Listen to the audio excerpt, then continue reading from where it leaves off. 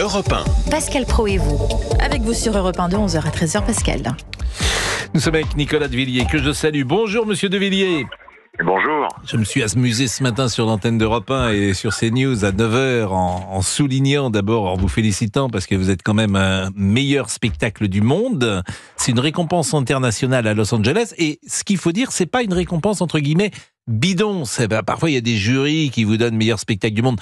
Non, là c'est l'équivalent des Oscars pour le spectacle vivant et c'est vous qui êtes le meilleur spectacle du monde. Donc c'est pas rien et je me suis amusé en disant qu'effectivement en France Inter et France 2 hier soir n'en parlaient pas.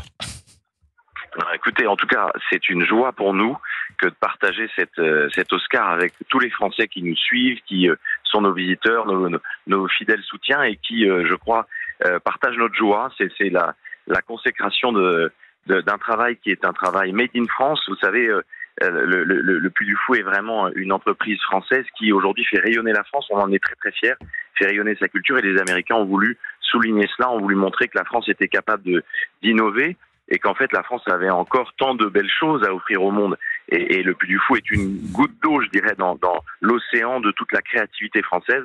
Et on est donc très heureux de porter nos couleurs à Los Angeles. Moi, ce qui m'intéresse toujours, c'est d'abord c'est le succès public, donc les gens vous suivent, ce qui veut bien dire d'ailleurs que l'influence des médias parfois est plus faible qu'on ne le pense.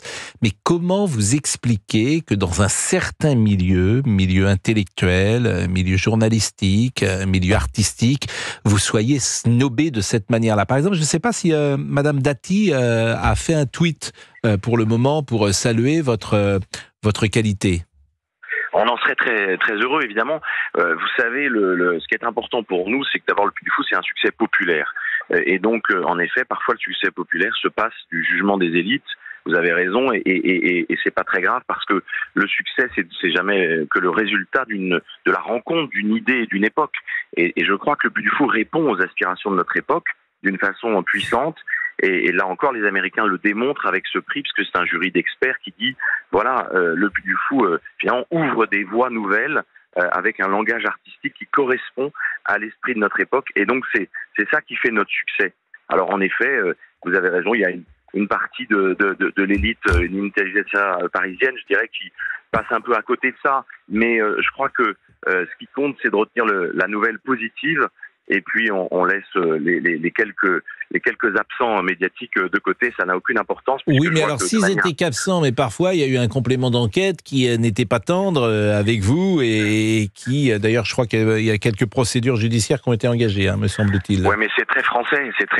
Dès qu'il y a un succès en France, on a tendance, vous le savez ça dépend quel succès. Il y a des bons succès, des moyens succès. Il y a des succès qui sont portés au nu et il y a d'autres succès qui ne le sont pas. Mais je vous dis, c'est parfois dans une certaine atmosphère, dans une certaine ambiance. Et le public est parfois, même toujours, en l'espèce avec le Puy du Fou, le public s'en moque. Et le public vient vous voir. D'ailleurs, ça rouvre quand le parc ? Le parc ouvre le 30 mars et on a effectivement une saison qui s'annonce magnifique parce qu'on a beaucoup de réservations en avance au Puy du Fou. C'est bien de réserver, je passe le message. Et c'est un parc qui est très familial, le Puy du Fou, vous savez. Donc c'est la force aussi de notre modèle, c'est que vous passez un moment qui est aussi agréable pour les parents que pour les enfants et vous pouvez venir avec toutes les générations et vivre des émotions très fortes. C'est ça qui emporte, je crois, ce succès très fort. À partir du 30 mars, c'est tous les jours ? Et à partir du 30 mars, c'est tous les jours. Tous les jours. Absolument. Oui, alors, absolument. Si par exemple on veut entrer, c'est pas donné peut-être le prix de l'entrée pour le Puy du Fou ? Alors écoutez, ça dépend si vous passez une journée, 2 journées, vraiment. Une journée Oui, alors une journée, écoutez, c'est autour de 42 € pour voir tous les spectacles que nous proposons. C'est-à-dire qu'en fait, c'est évidemment le parc le moins cher d'Europe de très loin, parce que ce que nous proposons est non seulement de qualité mondiale, mais va occuper d'une journée complète avec des souvenirs plein la tête. Et il y a des nocturnes même le 30 mars. Bien sûr. C'est le même spectacle qui est proposé du 30 mars jusqu'à quand ? 30 septembre ? Jusqu'au début du mois de novembre, jusqu'au 5 novembre prochain. Et donc, c'est les mêmes spectacles, les mêmes jours. C'est-à-dire qu'il n'y a pas plus de spectacles l'été parce qu'il fait plus beau qu'au mois d'octobre. Parce que le soir, il doit faire frisquet parce que c'est... Tous nos spectacles sont joués tous les jours. D'accord, mais le soir, en nocturne, c'est jusqu'à quelle heure ? Eh bien, en nocturne, ça dépend de la nuit qui tombe, mais en général, à 21h30, vous avez un spectacle, ou 22h quand le soleil se couche un peu plus tard, vous voyez, mais ça permet à toute la famille de... Non, mais de c'est vivre une entendu, journée mais là, il faut être couvert, puisqu'on est en plein air. On Là. prend une petite laine. Bien sûr, oui, bien sûr, mais nos visiteurs savent très bien qu'ils adaptent leur habillement à la météo. Et il y a bien combien sûr, de personnes par jour? Alors écoutez, on accueille entre 15 000 et 30 000 personnes par jour. Le Puy du Fou est organisé pour ça, hein. Donc c'est vraiment un site qui est immense. On a 150 hectares, ce qui permet d'être au cœur d'une nature préservée et donc de prendre un bon bol d'air, d'oxygène, en plus des spectacles qui vous apportent des belles émotions. Et on rappelle où c'est précisément pour y aller? C'est en Vendée, c'est-à-dire que au sud d'Angers et de Nantes. Donc c'est vraiment assez facile d'accès grâce au TGV vers Angers ou Nantes par exemple. Donc on descend à Nantes. On descend à Nantes. On descend à Angers. On descend à Angers. Par exemple de Paris à Angers, c'est plus simple. D'accord. Et après, on peut dormir sur place. Il y a des et hôtels. Après, vous avez voilà, exactement. Il y a des hôtels, j'imagine, des hôtels puis, toutes catégories.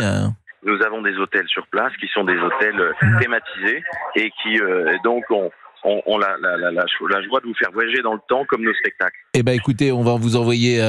Vous pourriez y aller, monsieur Olivier Guénec. Avec grand vous plaisir. N'êtes jamais allé. Oui, moi non plus, j'arrive à emmener ma fille. On va vous envoyer Géraldine Amont, cher Nicolas, si vous êtes d'accord. Et puis, si vous pouvez les inviter, pourquoi pas. Oui, avec plaisir. Ce sera vraiment sympa, oui. Olivier Guénec aussi, qui vient avec toute sa famille, ils sont 37. Et puis, monsieur Fabrice Lafitte. Oui, nous serons 15.